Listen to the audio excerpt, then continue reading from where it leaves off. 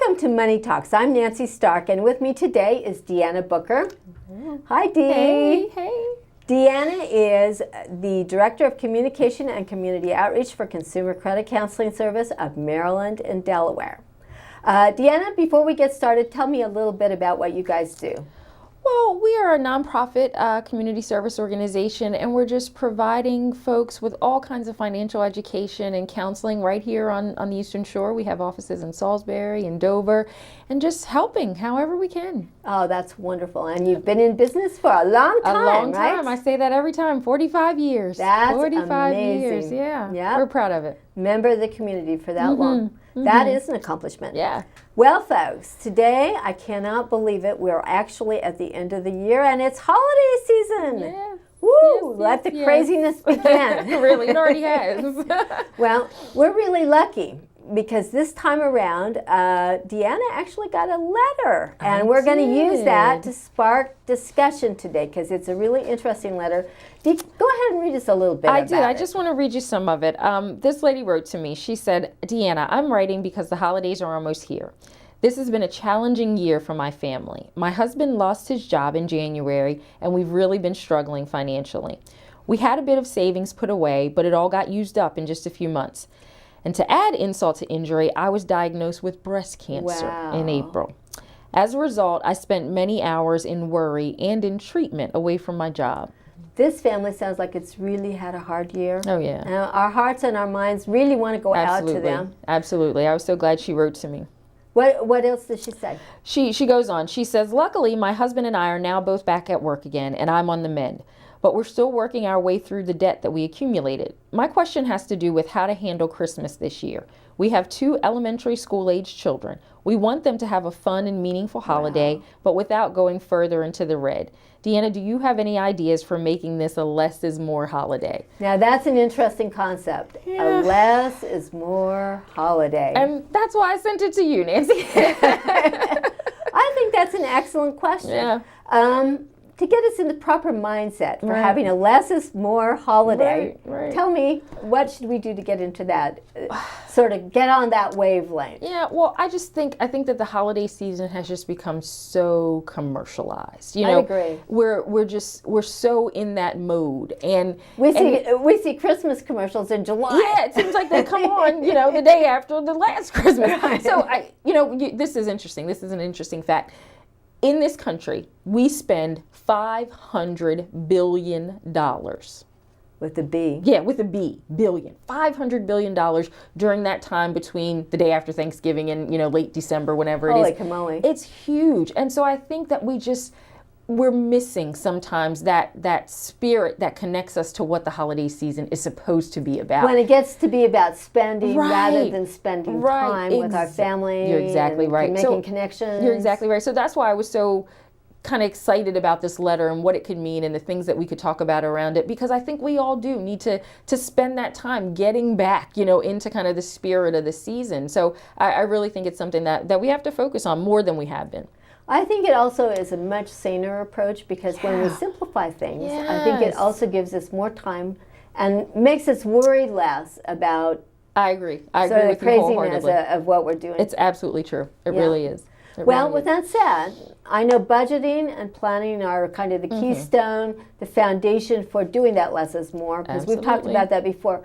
Tell me a little bit about that. You're exactly right. Budgeting and planning, that's going to be the way that we're going to be able to sort of kick the spend without thinking kind of habit and kind of reverse that sort of trend. So I think that's where we have to start. This holiday season, we have to take a look at our budgets. We have to sit down, figure out what we need to spend, look at our list, decide how much we can afford to spend on each thing. And that starts with us knowing the other obligations that we're going to have. So look at all the expenses that we're going to have. So take a look at your personal budget to start out with. Yeah, absolutely. Look at the expenses that you're going to have or that you're going to come up with in December and in the coming months. And then look at what your expected income is going to be and do that math. And what's left over when you do that subtraction is what your family can realistically afford to spend on the holiday season. And then it really is just about setting forth that list, and going through. Be like Santa Claus. Exactly. Follow Santa's example. Make a list, check it twice, go through and really figure out what we need to spend on, who we're going to spend on, how much, and all of that. I think that planning and that budgeting work, we have to do that first. Well, that's interesting. A lot of times we forget about that. We're so much watching the commercials. Exactly, and running out and spending the money before we've planned for it. Right. Well, that's a good point. One of the things that is we don't think about a lot, I think, is that there are so many different expenses that are related to the holidays. We have gift giving, we have decorations, we have entertainment, sometimes we have travel, all of those things. And we're going to talk about all of those today as far as how to make it less is more. Right. Let's start out with gifts. How can we make it a less is more gift-giving time of the year? I think we got to go back to Santa's list, and we've got to check it. We've got to determine who's on that list, and also, and this might be a little harder to do, who maybe can come off of it. Maybe that's a hard one. Yeah. Right. Maybe we've got to think about paring our gift list down. Maybe we can't buy, for each and everybody. Maybe all the years we have our extended family and we've been buying gifts for everybody. Well, maybe this year we're not going to do that. Get together, sit down, talk about it. Maybe let's do a name exchange, that's a good idea, where you just give to one person. You just buy from one person. Or maybe we can do a re-gifting kind of swap party or something. We have to think of ways where we can cut back on some of these costs, or we might consider going giftless, Ooh, what a concept. I like that one. Maybe we're going to make a whole new trend, do something totally different. So we're not going to give gifts, but maybe we're all going to get together and have a good meal. Everybody bring a dish or something like that. We just have to come up with different ways to try to save on some expenses. And when we think about gift giving and all the folks that we've been buying for and all the gifts that we've been buying over the year, it makes you wonder, does your Uncle Harry really need another pair of socks from you? That's a good question. We just have to think about those kinds of things and maybe get a different perspective. And again, it's going to help us make some new memories, and maybe spend less money. It's funny that you mentioned that. I have a friend who actually has a larger family, and they went through this exact question last year. Right.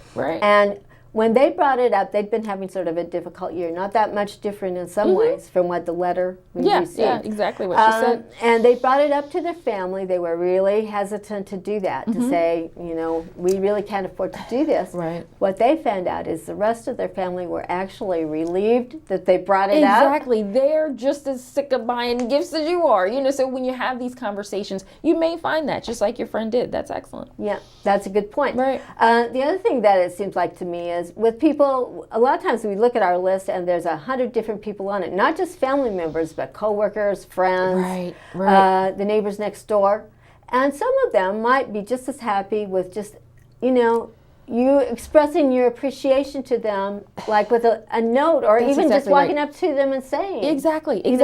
Write them a nice note, a nice letter. Maybe, like you said, your neighbors, there might be a young family in your neighborhood, and maybe they'd love it if you'd babysit for them one night. And that could be a gift, some kind of service. Maybe your elderly friend or neighbor, they need a ride to the grocery store or to church, whatever it might be. So these are the kinds of things we can do in service instead, of spending a lot of money. Well, and also another thing that I've always heard you can do is if you're really talented and have the time, you can make gifts. Right. For those of us who aren't so talented and who don't have a lot of time, what would you recommend? Well, like I said, those things, service, where you can maybe give, something like that. Or you can hit the discount stores. Your friend likes a certain tea. Find her special teas or her special basket and decorate it, that kind of thing. Even if in other words, it doesn't have to be time intensive. No, it does. You don't have to crochet an Afghan. Thank God for that. It can be something similar. There's all these, DIY sites that can give you some little tips of how you can make something. But like we said, if you can't, you can write your friend a nice letter or send a nice note. Those kinds of things that are going to express to people how much they mean to you and how special the holiday time is without going into a lot of debt and spending a lot of money. That makes sense. Yeah. Well, that said, those of us who have little people, or not such little people. Yeah, not so little people. How about that can be a problem. Right. Saying to your kids, I love you and I care about you. and there are going to be no gifts this year, but I don't think that would go over really well. Right. What can you do to get your kids sort of enlisted in the less is more philosophy? Yeah, I think it starts with a conversation. I think you really just have to talk to your children, so let them know, hey, maybe we're going to do something different this year. So they can still enjoy the holiday and still celebrate it, but maybe we're going to do some different things. So maybe if we always went out to that holiday movie or out for the meal, we're not going to do that. We're going to stay in, and we're going to plan a meal, and we're going to, have family over or whatever it might be. Take them out for some volunteer, for some service, like we were talking about. Instead of going to the movie, go to the soup kitchen. Exactly. Right. Volunteer at the soup kitchen. Those sorts of things. Go out caroling. Spending time with the neighbors. That kind of thing. So just so they can understand that there's still a way. There are still ways to enjoy the holidays without spending a whole lot of money. One of my friends, her brother is in Iraq. And one of the things her family did last year is they got together and they went to this place, I guess it was to their local church, I think, and they put together packages for servicemen, right, with the idea of that this is also something that would help. Exactly, and that's a great thing for children. That's a great thing to involve children, and so they understand the idea of giving and service and giving back. That's excellent. I love that. Well, with that said, even with all of those things, and we sort of have gotten them moving toward the idea that less is more, your kids are going to still expect they still to want get something for Christmas. Right. So, with that said, keeping it less is more, how do we do that? And again, I think it's a conversation that you have to have. That's where it's going to start. So maybe ask the kids, okay, what are the 3 or 4 main things that you really want?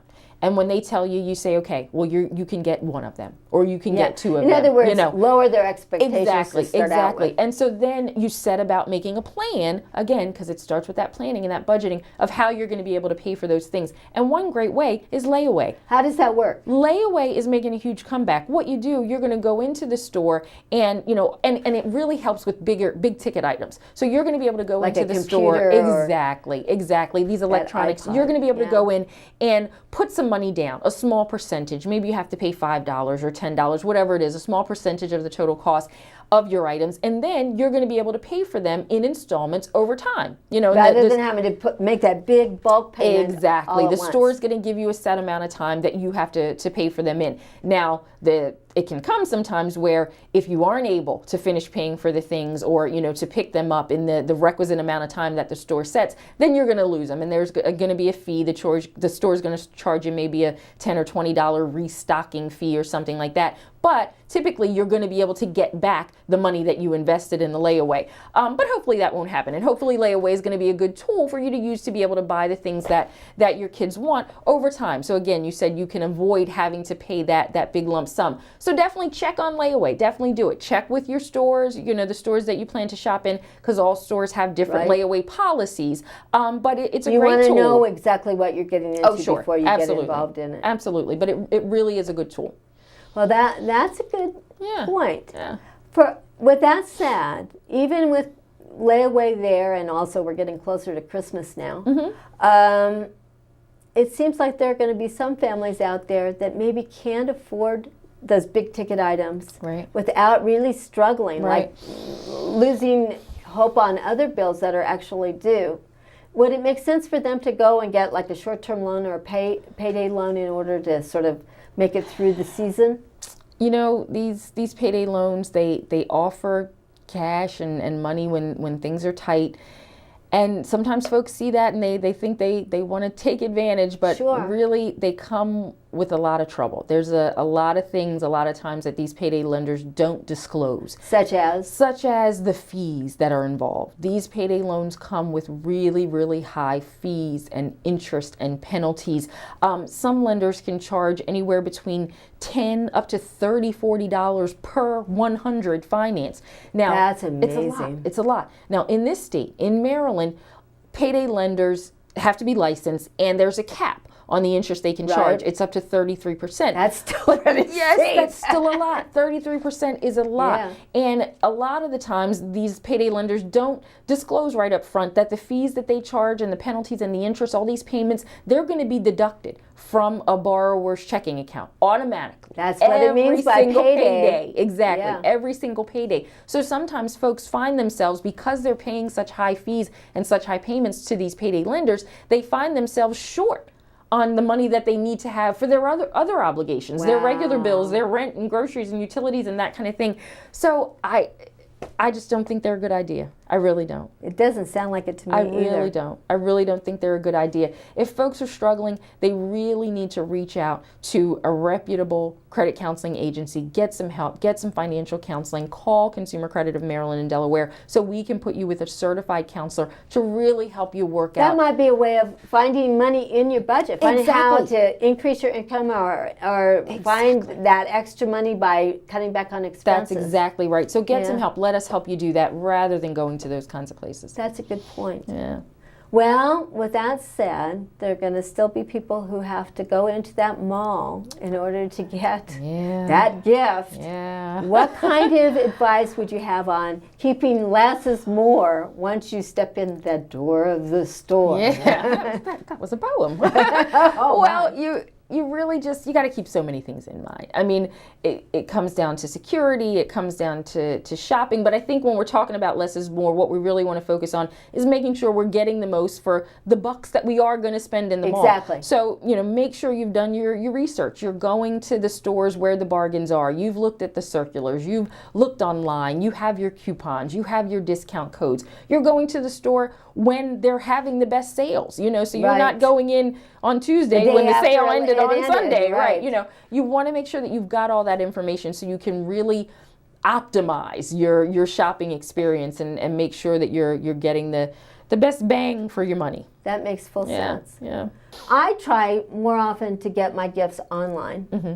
Are there strategies we can use for online shopping that also will save us money? Yeah, yep. Again, it's about doing that research, or finding out where the bargains are, where the coupon codes. You're going to the best sites where the discounts are. minisocial.com, mamasbargains.com, those kinds of things. That's you a really good idea. you really have to be looking. It takes some time. It takes some time and some energy to really look around and find these sites. And then when you get there and you're doing your shopping, again, like we talk about, you want to make sure it's secure. So you're only on sites where you trust. Where it's reputable. Exactly. It's reputable. That little padlock icon is up there at the top. You see that HTTPS, so you know it's a secure site. So those kinds of things really make sense when it comes to shopping online. One other thing that I found that's really important when I'm shopping online is that you make sure that, look at what you're going to pay for shipping, because sometimes that can be as much as the gift itself. Oh, yes, I'm glad you said that. That's an excellent point. Shipping costs can be so high. So if you shop on Amazon all the time, it makes sense. And I'm thinking this because I shop on Amazon all the time. It makes sense to sign up for that Amazon Prime, so you're getting those shipping discounts and that kind of thing. That's a great point. You really have to be mindful of that kind of thing, because it can be very expensive. Very expensive. Especially if you're doing it the last minute. Yes. Oh, yes. Okay. Well, we've talked a little bit about gifts. There are really lots of other expenses that are involved as far as with the holidays. And one of them that I think about a lot, because it only happens now, is Christmas cards. This is the time of year that I reach out to people that I may not have talked to or seen for the whole rest of the year. That said, Christmas cards cost a lot more than they used to, because of the cost of paper stock and when you get into postage. They do. How can you save on it? Well, I think it goes back to that list, like we were talking about before, the gift list. Oh no, I have to get rid of more you might have to do the same thing with the credit card. I mean, look at me, credit card, the Christmas card list. You might have to pare it down. So maybe it starts there. Who do you really need to reach out to? Who do you really want to stay in contact with? And then once you decide that, it just might be, about making some changes in how you're communicating and how you're reaching out. So maybe you're handwriting. Maybe you're writing some notes. Rather than a Christmas card, it's a little letter. Yeah, saving the cost of a Christmas card. Christmas postcards, I know for a Right. fact, they require less postage. I So hadn't you're thought saving about like that. Exactly. That's also shorter. Yeah, which is exactly. something I'm always Less looking space. for, ways to save time on it. Right. So those kinds of things. Maybe we're going to, use technology, and there's all kinds of e-greetings and e-cards, things that you That can are send. free. Right, it's free. You can send online, and not only are you saving costs, you're saving the trees and saving paper and saving the environment. Going green. Yeah, exactly right. So those kinds of things I think you can think about when it comes to your Christmas card list. That's a very good point. Yeah. Another area that a lot of times people fall into, where we spend money is on decorations. Mm-hmm. Now, one thing that I'm going to tell you, we do, for the last many one. years, That's we a have big one. only bought one decoration a year. The first year we were married, we had one decoration on the tree. Oh, that's adorable. That's really what there was, just about. Yeah. Although our kids were at that stage where they were making things at school, so it made it easier. How can we save on decorations? Well, I think that's a good idea. Maybe you just, you buy one ornament every year, something It's like more that, one memorable. special thing. Yeah. Exactly. Maybe you can make decorations. You can, this is where you get the kids and you're stringing cranberries and you're stringing popcorn. I can remember when I was young, we used to make those paper chains. Oh, I with remember those those. interlocking? Yeah. So maybe you can do that kind of thing. Or you really are decking the halls with boughs of holly. Maybe that you find that you outside, go that you outside have and growing around. steal from your neighbor's you're tree. picking up pine cones and stuff, and using that to decorate. So I think you know what it is, Nancy? It's about getting creative. It's about thinking creatively and then setting it in motion. So That's true. It takes a little effort and a little energy, but in the long run, it's going to save us time and money sometimes. Well, and you know what? If we're doing something where we're making something with our kids or even by ourselves, Right. we're making a memory in a way. Exactly. At the same time. That's exactly which right. is kind of cool. Right. Lights. Lights are definitely one of those areas where you can save.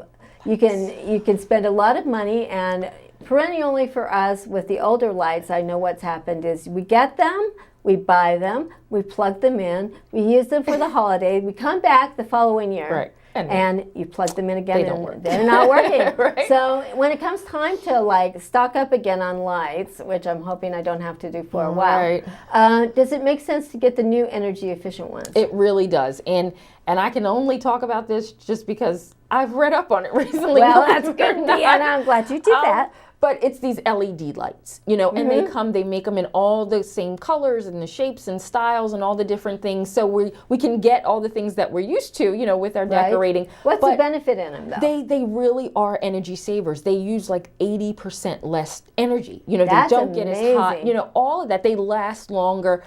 So they're a really good buy. They're a really good buy. In the long run, they're going to, even if they're save. slightly more expensive, Right. and You're I gonna think they're pay coming down in price all the time. They are. You're Yeah. going to pay a tiny bit more, but they're going to last longer. So they really are going to pay for themselves, and because they use less energy, ultimately we're saving on the utility bill. Which is an important part. Absolutely.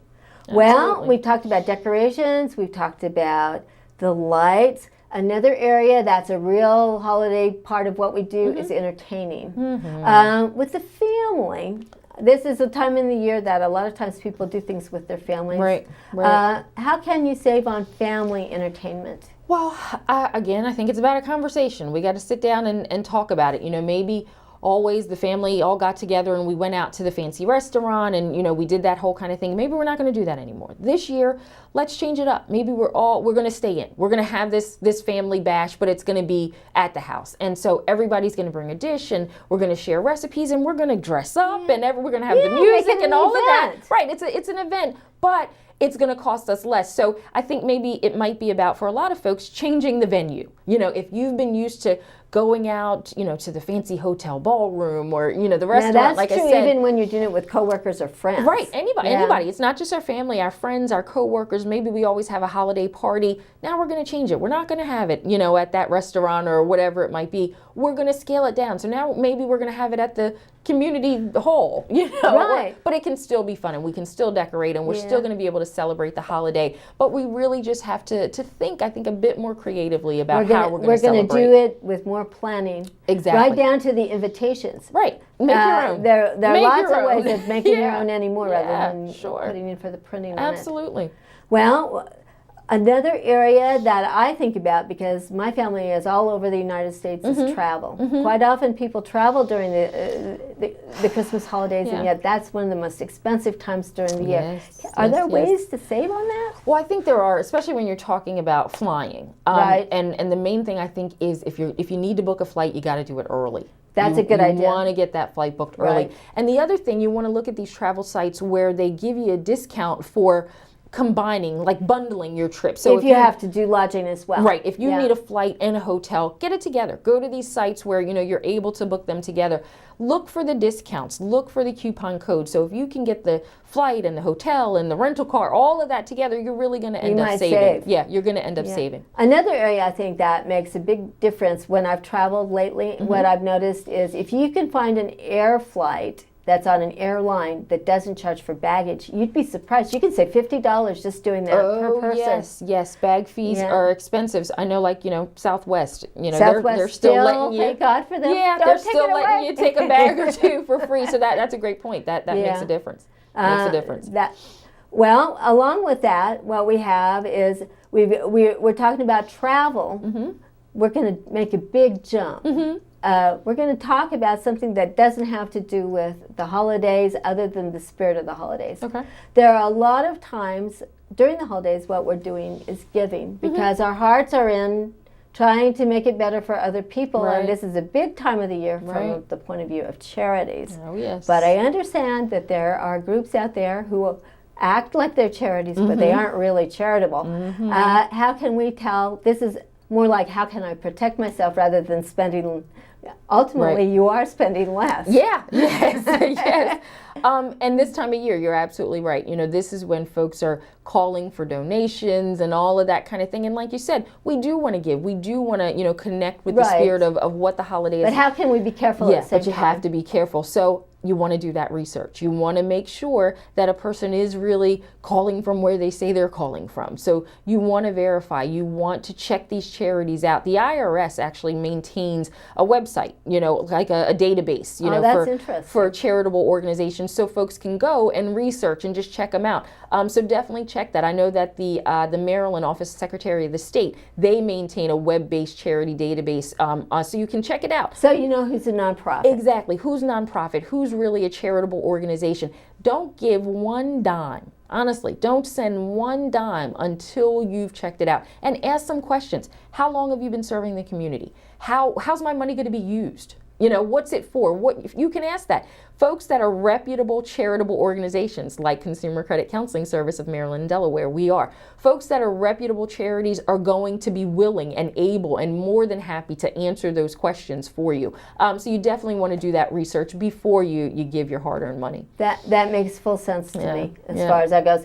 The other thing is, if they call you for a donation, I think it's interesting. They can be from anywhere in the world, and it can still look like it's a local number. Oh, sure. So you aren't necessarily giving to your local charity. Yeah, you're really not. You just want to make because sure. You see a local number there. Just because they call, like you said, that local thing is really important to keep that in mind. A lot of times they'll say, oh, it's the local fire department or the local police. We're giving toys to tots.